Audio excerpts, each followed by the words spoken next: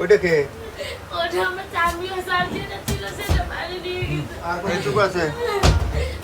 ঠিক আছে আজই তো ভাগ ভাগ হয়ে গেছে। স্যার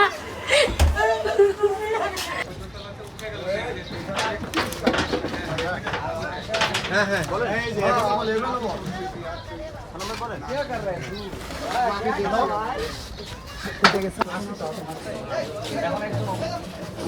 আনুমানিক 20 কেজির মতো গাঁজা হবে এটুকু অনুমান করছি।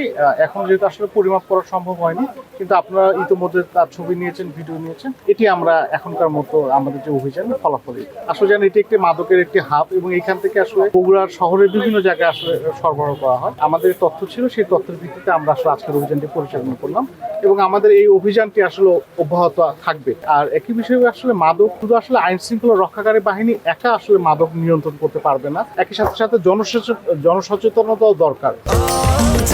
স্বাস্থ্যকর অল টাইম হানিকম, সব সময় অল টাইম হেলদি লাইফ। কারণ যদি আসলে ভোক্তা না থাকে, যদি চাহিদা না থাকে, তাহলে আসলে মাদক আসলে কমে যাবে। 2 জন আটক আছে, আমরা এই যে মাদক সহ তাদেরকে আমরা গ্রেপ্তার করেছি। আর আপনারা ইতিমধ্যে জানেন যে আমরা এখানে অভিযান করার সঙ্গে সঙ্গে বিভিন্ন বাসায় তারা সব তালা মেরে মেরে সবাই এখান থেকে পালিয়ে গিয়েছে। আমরা প্রত্যেকটা বাসায় তালা ভেঙে ভেঙে গিয়ে আমাদেরকে আসলে এই অভিযানটি করতে হয়েছে।